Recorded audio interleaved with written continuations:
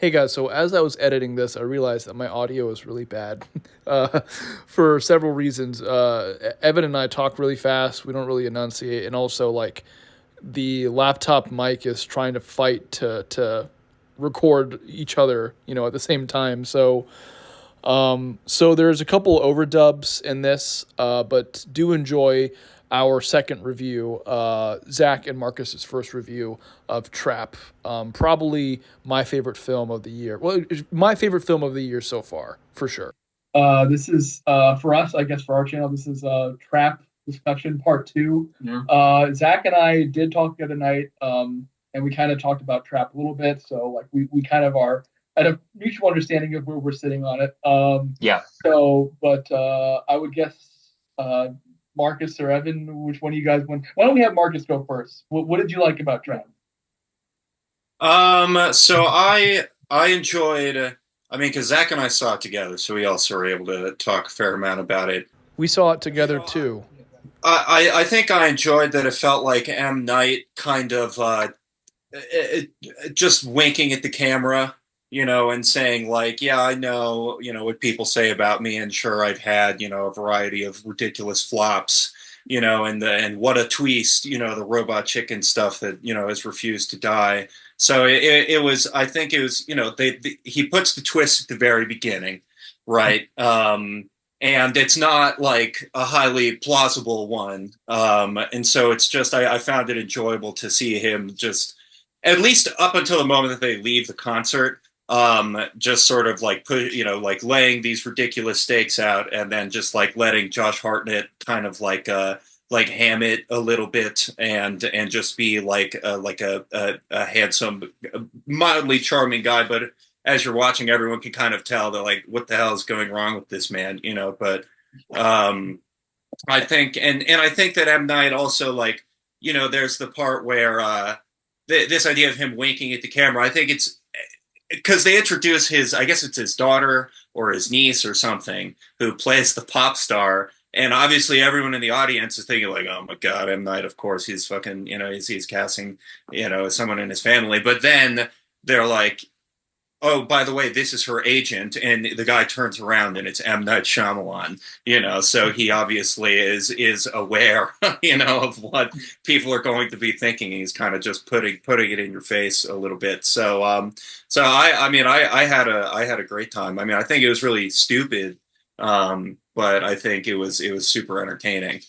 That's me. Yeah. One thing that Ivan and I talked about that I feel like is really core to my enjoyment of the movie is that the way it's constructed, you sort of get this sense very early on that Josh Hartnett is going to continue to win, like he's going to continue to have the upper hand, but yet it's never really due to any intrinsic skill or like, supernatural awareness or competence on his part.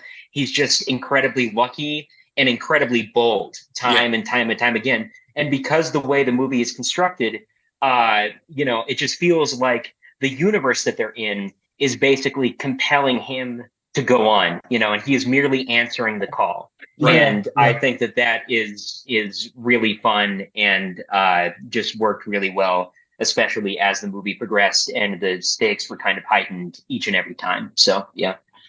Yeah, no, and I don't remember, did we mention that in our review that like the world seemed to just like work for him? I mean, I guess that's the whole point of like the kookiness of the story, but I mean, sure. I mean, we might have touched on like how like unlikely some of these situations are, like the rooftop scene, but like the rooftop scene, man, was awesome.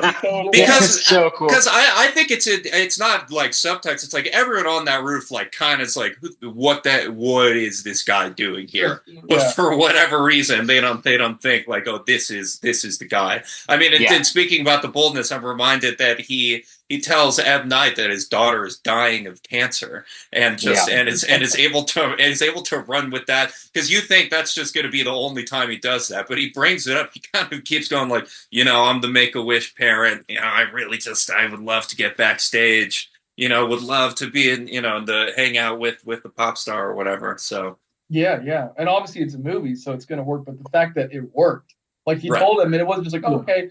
I understand. That's very sad. Okay, but like, and then it worked, and he went to the audience and he got her and stuff like that. And like, yeah, don't tell her. She doesn't want to talk about it. But yeah, she has cancer. And yeah, it was. And there's one actually. This is kind of unrelated to that, but like one thing I don't think I mentioned in our review. I don't know her name. Maybe she's not like a big actress, but the lady who was talking to them backstage, who was like explaining like, okay, so you're gonna go dance with her, blah blah blah. Very small role, but she was like realistic as hell. Like it was really realistic, and it wasn't. The like personal assistant who was kind of like refereeing everything. Yeah, it was completely. It was like 100% believable from my perspective. Like to someone in that position, he literally could have just been a planner that they just paid for and had her be in the movie. Like so, very small role, but she like that realism added so much to it, and that's the kind of stuff where it's like, you almost don't imagine it fitting in the movie because it's so realistic and it's like fairly subtle, but it made the world that much more like varied. And then comparing her acting to Josh Hartnett, and then like the fucking like doctor woman, the profiler, yeah.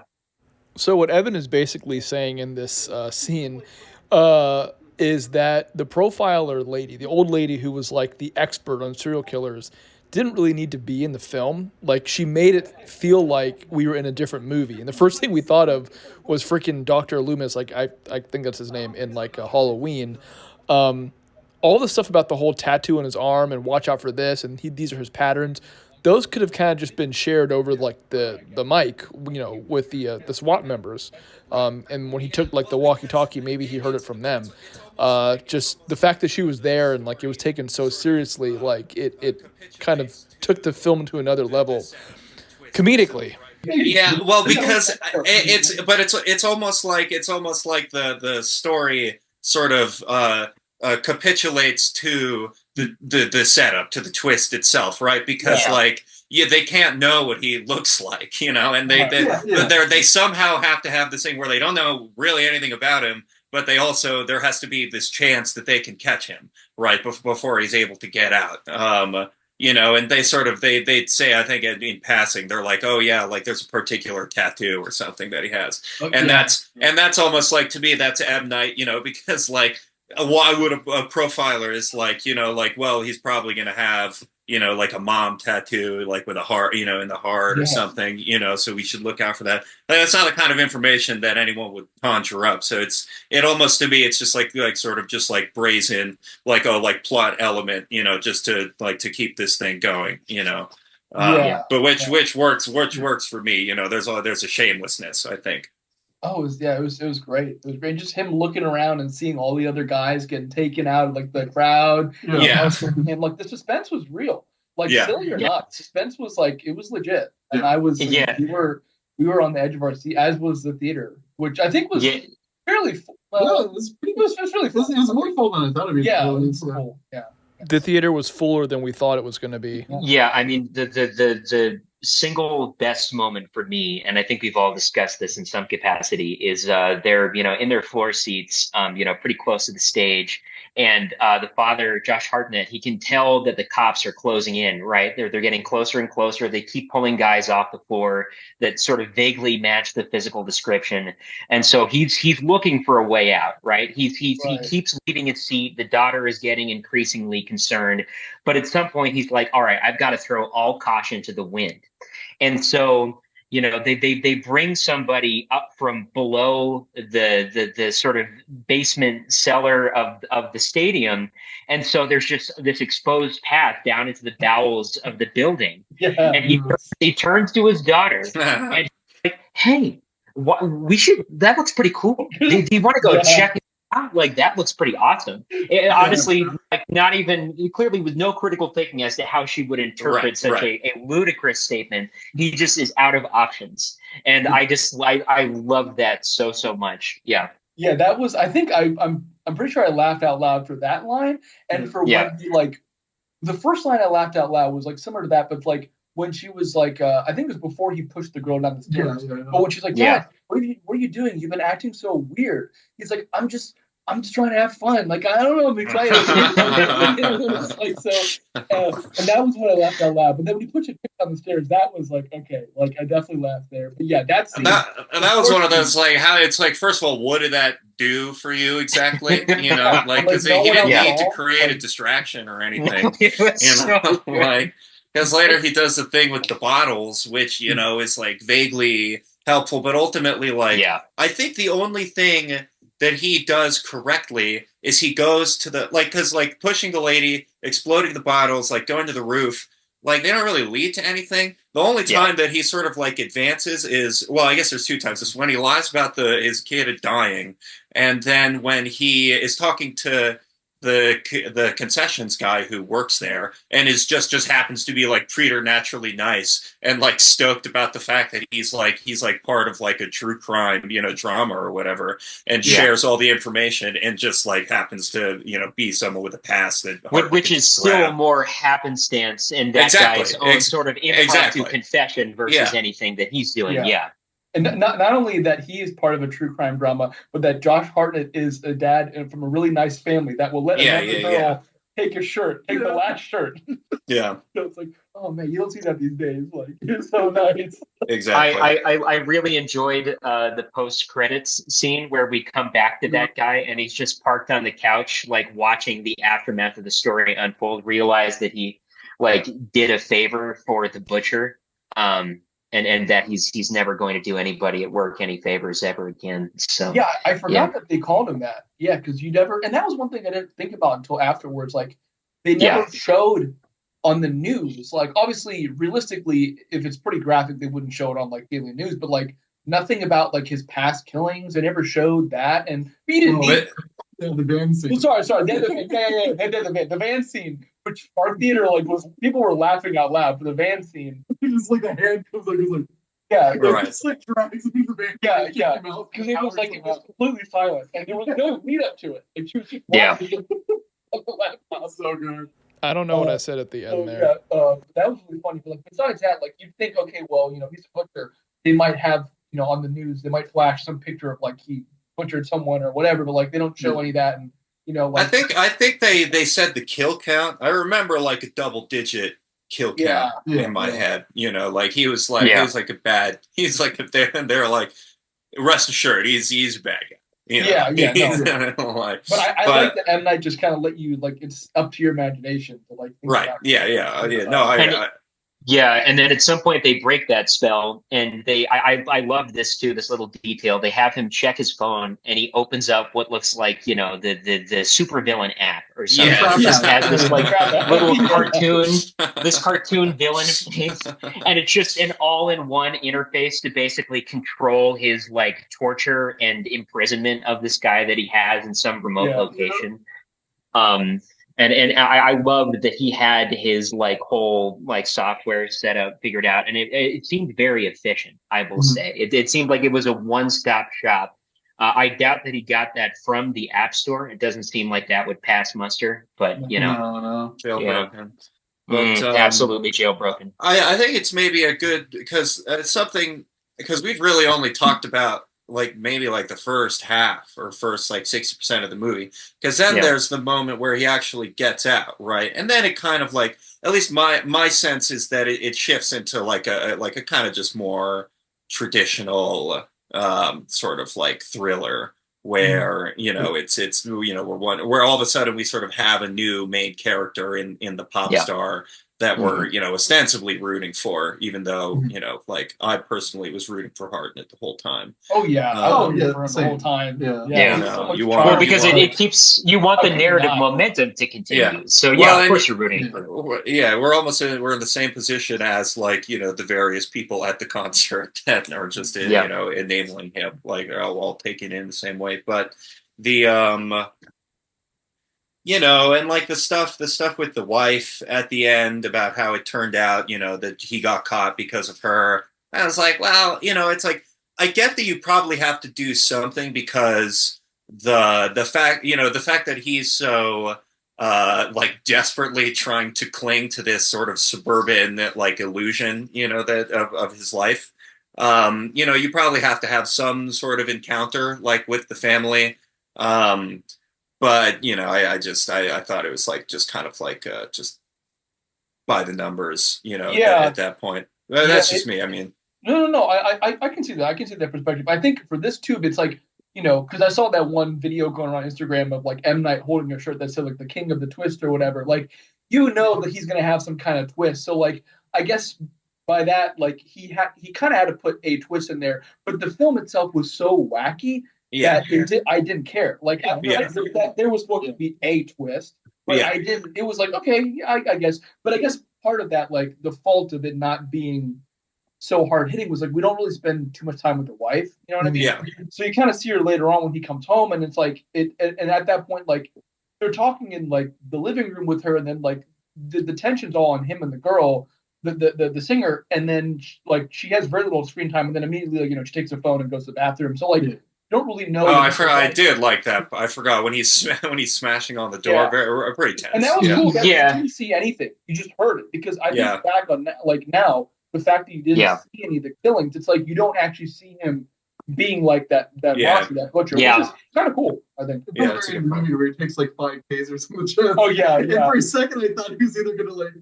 So Evan was basically talking about how when he like jumps on the SWAT guy at the end, when he has like this kind of brute force, we thought that he was going to be one of like those split characters like James A. McAvoy.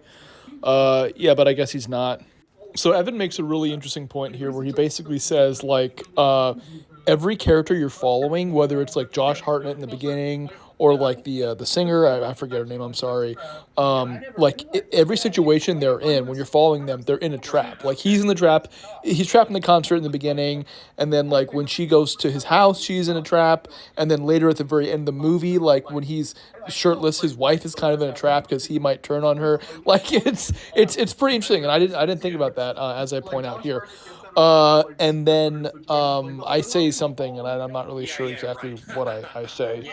I'm basically talking about how when he was in the fucking limo and surrounded by people, and she's in the back, he somehow escaped through the crowd. He opened the door, escaped through the crowd, and was able to prop up something with like the helmet on it. Right. And it's just like so ridiculous. And then he's not like the movie makes like a decent point of showing that he's like pretty massive. Like his back, like he is like huge. He's very broad, and so he's not the kind of guy that you just don't notice, Which to me, oh, sorry, you. No, I was just gonna say, and then it sort of reminds me of the thing, like the fact that he's very handsome is clearly something that's sort of at play and why he keeps getting away with things. There's the very conspicuous moment where like the co-star, the feature in the show, is like walking by him backstage and like turns and, makes some sort of gesture indicating desire. I forget what it was, a raised eyebrow or something like that. So it was a nice touch, nice little character thing in the movie. Someone had a cameo. It was a nice touch. Yeah, he's handsome, but he's handsome in kind of a bland way, or at least the way that he's presented in the movie, which I think helps him, in his sort of chameleon, moments. But for me, the car thing was like, and it's not like this hadn't happened before, but the most blatant example of like the movie itself openly celebrating all of the contrivances. Absolutely. Because you kind of think it's going to be over at that point, and then it's not. And to me, that's basically them, the creative mind that's animating all this being like, look at how stupid this is. Like, isn't that amazing that we did that and that we somehow found a way to justify him getting away with this? Yeah. One of my favorite shots is when he goes in the back and all the SWAT team's there, and no one, like the dude making the speech is like facing him. He doesn't even say anything. And then he goes through, it's like, sorry. Oh, and the guy. Yeah, wow, right. Oh, you want one more donut? It's like I know where the coffee is if you need anything. Like, and then when he leaves, he's like, ha ha ha. He like looks all serious. It does, yeah. It's so good. Yeah. It was very fun. The finale of the movie where like for some reason like after like gouge some guy's like eyes out, they just let him like stay there hug his kid. Evan's basically saying, the fact that he fucking jumped on someone and tried to gouge their eyes out, and they just let him, like, kneel down by that tricycle in the end, I guess, just to do whatever he was going to do.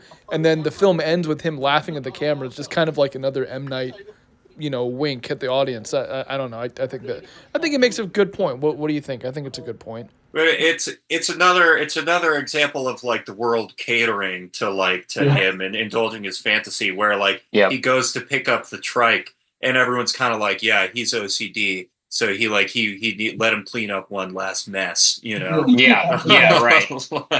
Yeah, they're like, yeah, you can bend down and inspect this bike or whatever. And he finds exactly what he needs. Yeah, and then they had that tracking shot afterwards when they left, and it was really quiet. And I loved it. We went back to the tricycle, and I was like, "What are they going to show?"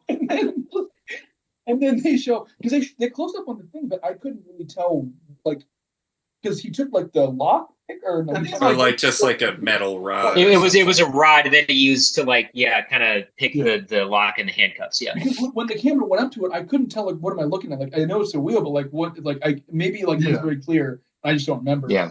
When you go back to the van, he's like, ha, ha, ha, ha, ha. Yeah, it was so good. So good. Really, I don't know if I'll see another movie this year, or really for a while. That's not an M. Night movie that will have that same vibe. It'll make me feel that way. I don't know, man. Yeah. It's one of the few movies this year that I went in, I was expecting this to I like the concept. And it delivered. It fucking delivered in every regard. Don Charles was great. And more. Yeah, it was better than I thought it was going to be. Yeah, 100%. Oh yeah, I rolled out first day. I was like, that was awesome. Again, it's you have to kind of put it in. You have to understand it on its own terms. And since Zach and I talked about after we watched it, we were looking at reviews, and I guess there's a New Yorker article where the guy talks about how it's not nearly as clever as it thinks it is, and that to me, I was just that's just such a fundamental misreading of this movie. This does not it does not purport to be very clever, So. I just think ultimately the naked shamelessness of it was just really, really delightful. Pretty much from beginning to end for me. So yeah. Really props to M. Night, because he's been saying he's financed his stuff for a while now, because he said in one review we were watching about one of his other films, and he said Hollywood kind of has this thing where they try to mold directors to be a certain way, and I believe it. I completely believe it. He just doesn't fit that, and so he's I guess he had to finance his house to get money for either this film or some other film or whatever. So really, I think it might have been The Visit. Yeah. We watched The Visit after we watched this, because I never saw The Visit, but I heard that tonally it was similar, and it definitely is. I don't know if you guys have seen it, but I haven't even heard of it. Last I heard of was Last Knock at the Cabin, I think. Yeah, so I saw Knock at the Cabin as well. Most of his other films. And I think that's kind of where his style, I don't want to say falls flat, but from most of the films that I've seen, there's a little tinge of some comedy, but some just have it more than others. It's hard to explain. And there's even some of that in Split, Unbreakable. I haven't seen Old. From what I've heard, that's a straight drama. But, it seems like it. Knock at the Cabin with Dave Bautista and Rupert Grint in it.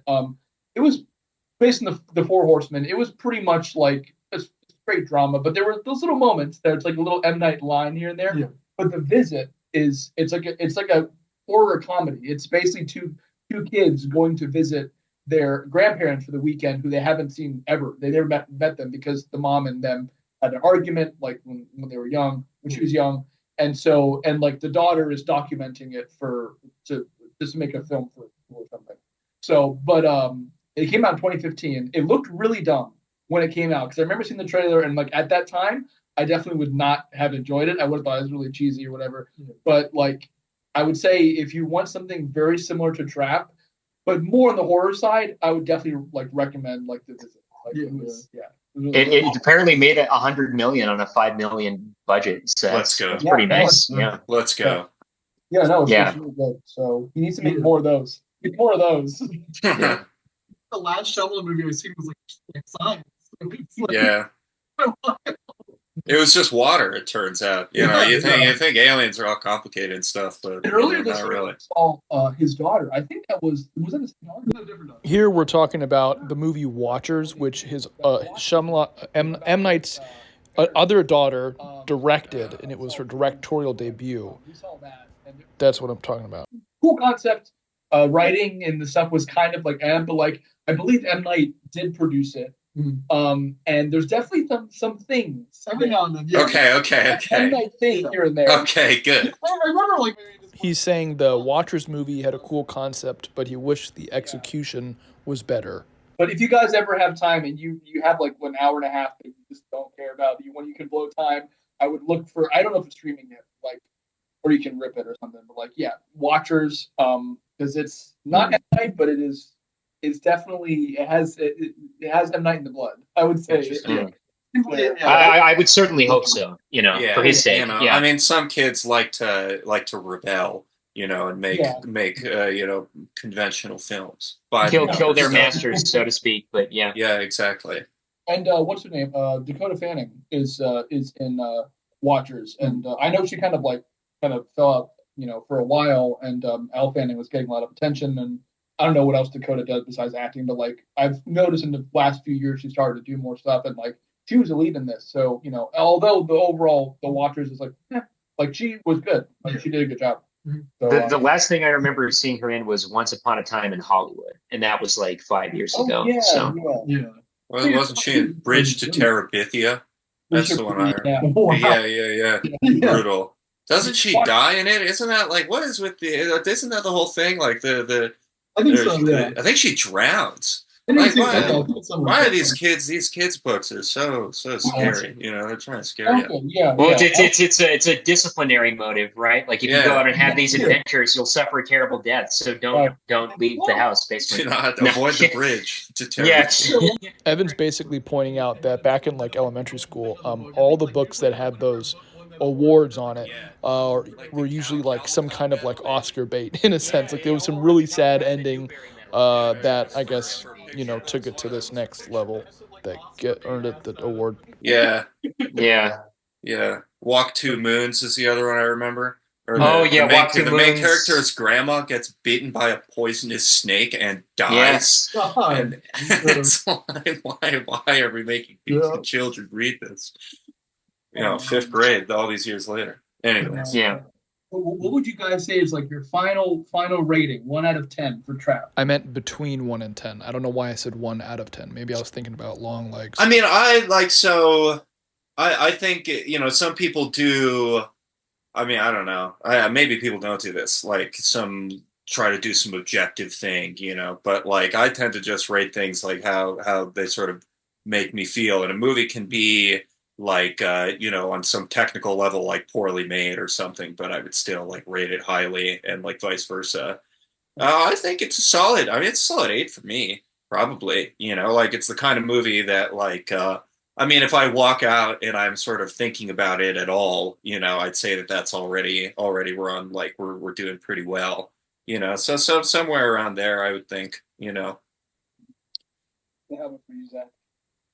I would give it a 7, I would say. I had a great time. I think there were a lot of really good things about it. And I don't think it was one of these cases of someone just stupidly, by happenstance, walking into something that is compelling completely in spite of their own intentions. Like Marcus had mentioned, I think there are people that are kind of like misconstruing what I believe this movie's true intentions are, and if that's the case, then they did a great job of executing it. But either way, very fun, a rollicking good time. So yeah, 7. Yeah. When we did the review, I think about a month or so ago at this point, I forget. You remember what you gave it? I forget what I want to say like 8.5, right? I don't remember. You know what? I don't know if I give it that, but I think I was probably going to give it right now at 8.5. I think that's higher than what it was, because like what you mentioned in that review was golden about how it's like the razor thin line between comedy and drama, and like, but like I don't know, there's like moments where I feel like only certain people will really find that funny, and then you'll get the New Yorker article like, it's like I feel like when it like rides it like razor thin between like He's saying it rides a razor thin edge between comedy and a thriller, but it because you're not really sure exactly how to feel, it makes the comedic parts more comedic, and it makes the thriller parts more thrilling. Because that's so rare. It's so rare that I think it takes it to that other level. So it might be 8.5 for me. Yeah. So. Yeah, at least, like, again, even if I'm just comparing it to other fucking movies this year, it's definitely an 8.5. I think it's probably my favorite movie I've seen. Yeah, I would say. I don't know what the fuck I just said. Comes out, and I think it's better than Trap. So, and, like, yeah, I for me, like, Shyamalan was not even like someone I was thinking about. Now he's on the board. He's back. Oh yeah, yeah, absolutely. He's back in your good graces. Yeah, happy to hear that. Back in heavy rotation, cinematically speaking.